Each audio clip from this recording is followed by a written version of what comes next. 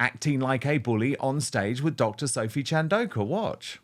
You can see there, Meghan wants absolutely nothing to do with this woman. Mean girl behaviour. You know what? She was upset. She was upset because Sophie Chandauka had the same dress on as her. She had a glamorous white dress. That's what she didn't like. These people are absurd. Breaking right now. The charity boss who has accused Prince Harry of racism, of discrimination, and of being part of a massive cover-up has now been forced off social media, bullied off social media because of the biggest gang of trolls in the history of the internet, the Sussex squad, who on the behalf of Meghan Markle are now quite ironically using racist terms to denounce Dr. Chandauka. Now, she's been branded a fraud, jumping on a bandwagon of hate. There are dig after dig after dig being thrown at her, and a Centre Bali spokesperson has said Dr. Chandauka deleted her Twitter account due to the proliferation of online bullying. Meanwhile, I think it's Prince Harry who should be worried because the abusive email that he sent to Dr. Chandauka when she wouldn't put up with Meghan Markle's bullying looks like it's about to be released. Now, this is all deeply, deeply uncomfortable, but in some ways I'm glad it has happened because I have been subjected to the type of destruction that the Sussex squad, through a whole medium and network of paid bots, of coordinated campaigns to shut down enemies. I have been subjected to that. I know what it's like. So has Victoria Arbiter, the daughter of the famous Royal Press Secretary Dickie Arbiter, who posted on X, if Harry and Meghan's cyberbullying initiatives are ever to carry any weight, they'll have to denounce all the accounts posting hate in their name. Granted, in a world of free speech, they can't control what people write, but they've publicly thanked their fans on numerous occasions, which is tantamount to permission to post on. And I'm sorry, I have given Prince Harry and Meghan Markle well over a year to disassociate with the Sussex squad, and they refuse. Meanwhile, more footage has emerged of Meghan acting like a bully on stage with Dr. Sophie Chandauka. Watch. You can see there, Meghan wants absolutely nothing to do with this woman. Mean girl behaviour, just like we saw yesterday. Let me bring in my superstar panel, Bernie Spoffforth and Charlie Downs, on this now. Look, in some ways, there's quite an irony about the fact, Bernie, that it is a powerful black woman, a very accomplished individual, one who I don't agree with a lot on politically, but actually I am so proud of for finally standing up publicly against the Sussex squad when so many people have just allowed themselves to be destroyed.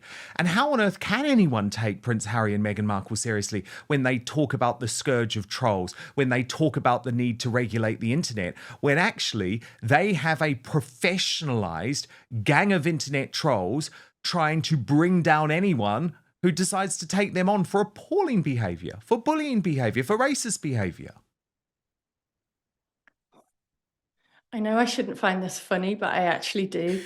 Sorry. Because it's just so beautiful, isn't it? Because so ironic. Because it's just the woke eating the even woker. Because yes, right, the troll farms that go after anybody are despicable, and we've seen that a huge amount. Anybody who disagrees with anything that the left say on any of the progressive narrative are completely destroyed. But, and I know you're not going to like this, Dan, but I think Harry might have a point. And his point is that this charity he set up in his mother's name was to look after the orphans of AIDS victims and children who have AIDS, right? That was the Yes. original concept. And I know it's spread out slightly, but that was the concept. And we saw him playing football with kids where he was at his happiest before he met Sparkle and his life went woke. But that was what he wanted to do, a traditional type of charity. What's happened in the last 2 years is that the woman they've brought in is a massive activist, and far less money has been spent on the children, and a huge amount of money has been spent on costs and activism, including climate change. So the money that's coming in, I think last year they pulled in, their revenue was 3.4 million, including £1 million from Harry's fictional spare. They pulled in 3.4 million, but they spent 3.7 million and have accomplished nothing with the children, but they did spend £175,000 on a party funded by themselves, inviting lots of American Democrats. I mean, if you're going to, and that's the problem with modern day charities, and I think that's the problem that perhaps Harry had with how the charity was running, was that it wasn't doing things on the ground. It had become an activist organization, and that was his discussion with her. She, of course, is hugely woke and attacked it in a way that obviously they would. And then the Sussex squad, which is a vile operation of trolls, I know you've experienced it, have all come in to attack her. It's just they will always eat themselves. But the thing is, main crux of this. But that isn't why. I mean, I completely agree, by the way, with your criticism of what these charity organizations have become. They are not charities, they are activists. I completely agree. Yeah. The interesting thing, though, Charlie, is that isn't actually why Prince Harry had the problem. Because that's what all of his charities do. You know, hilariously, this is the guy who travels around in private jets, but then has a charity business operation called Travelist, which is all about stopping us mere mortals using air transportation. True. So the guy is just like Also a massive true. hypocrite. What actually this came down to is that there was a powerful woman of colour who wasn't prepared to march to the beat of Meghan Markle's drum, who wasn't prepared to be bullied by Meghan Markle, who wasn't prepared to allow Meghan Markle to humiliate her on this stage during... It was mortifying. You know, the Centre Bali charity, look, she just refuses to allow Dr. Sophie to stand next to Harry. Harry's friends are now trying to say, oh, Dr. Sophie must be jealous of Meghan. No. It's the other way around. Because remember, Dr. Sophie Chandauka has never wanted to be a public figure. She chose not to publicly defend Meghan Markle. So I totally agree with the points that Bernie is making about the charity, Charlie, but actually that's not why this fallout has happened. I find it just mind-blowing that the Sussexes, specifically Meghan Markle, has anything approaching a fan base. I just don't understand how people It's very small, become so Charlie. invested in It's these very people. small these days. Well, indeed, and probably also astroturfed as well. But it just, you know, the idea that somebody could get excited about and go to bat for somebody like Markle just blows my mind. I think that Markle is at once I don't like talking about her because I think that attention is exactly what she wants. But on the other hand, I found her a fascinating object of study because she is one of these figures that comes around every now and then who embodies some certain elements of the zeitgeist that we're living in, because she is at once this kind of, glitzy Hollywood, bourgeois actress, is also this incredibly narcissistic, vindictive, nasty, by all accounts, person who steps over people, who destroys people, who attacks people, who get in her way. And she is also, alongside those two things, this kind of, moralizing, progressive, woke, politically minded person. And it's this clash of three things that makes Markle such a fascinating figure to me. But this bust up that's happened here, it seems like these things are just accidents waiting to happen if you go into business with the Sussexes, and so maybe it's not surprising. And it will be interesting to see whether this leaked email sheds any more light on what's actually happened here.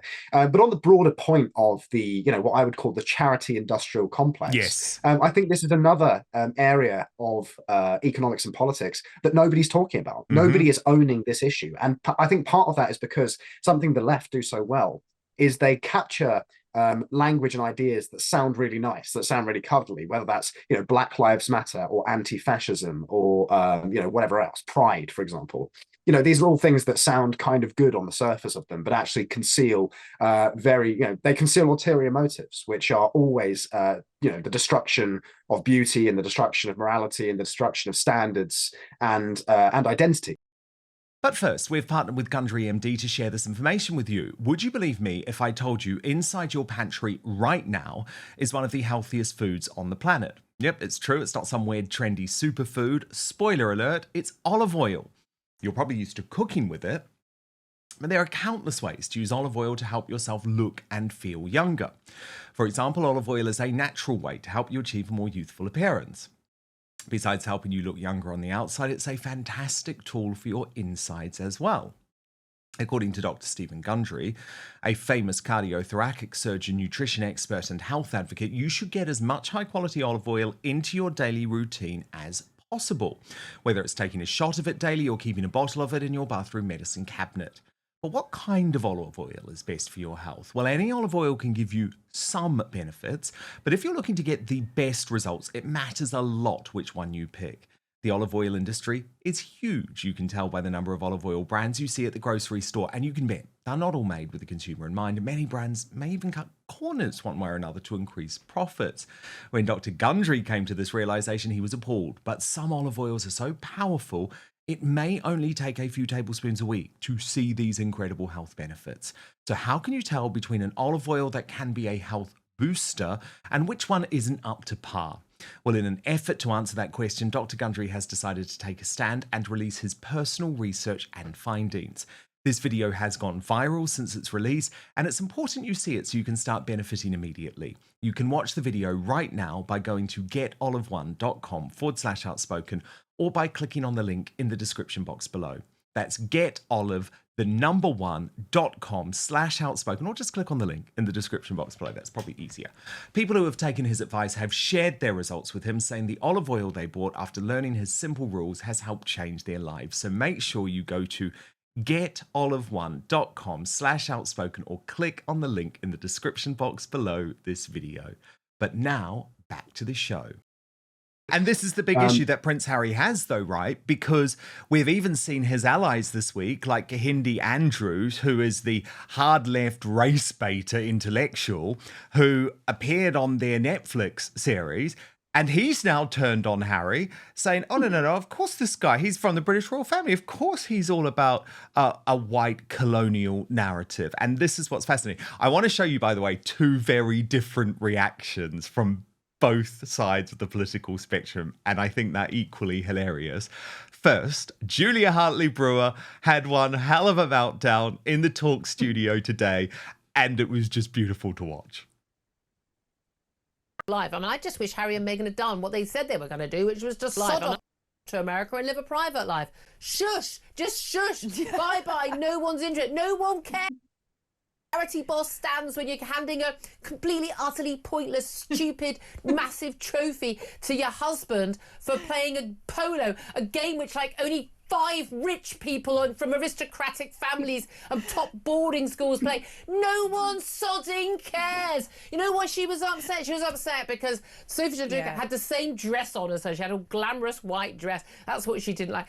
These people are absurd, and they need to get real problems. They need to be worried about losing their job. They need to be worried about paying their electricity bill next week. They need to be worried about whether they can get into A&E. They need a proper problem, as opposed to, oh, I'm a bit worried about the trustees of this charity that I started, you know, from my multi-millionaire royal palace where I lived. I just don't think that British people, sane British people, not the Sussex squad, care.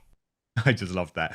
But then on the other hand, right, you have Dr. Scholler, who I actually describe as the biggest race baiter in Britain, now put in the hilarious position where, because of her sort of almost, I would argue, unquestioning support of Harry and Meghan, is now having to find a way to turn on Dr. Sophie Chandauka, the type of black woman on the left who she would usually support. Defended Now, this entire framing is a tad intellectually disingenuous to me. Because how is a public statement of Prince Harry and Princess an example of bullying and harassment on a scale when you, Sophie, put this out in the public domain first? Yeah, your report against the Board of Trustees and the Charity Commission is in the public domain.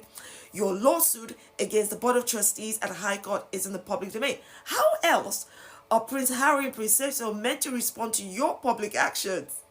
Except by responding with a public statement. Can you see that? I think you may have other examples, so dig deep, because this right here isn't it. Fascinating the way Sophie uses words like my country director, my executive director, because I'm thinking, girl, you're the chair. We all know the role of a chair, do you? Because you're not the CEO who runs the daily operations of the charity.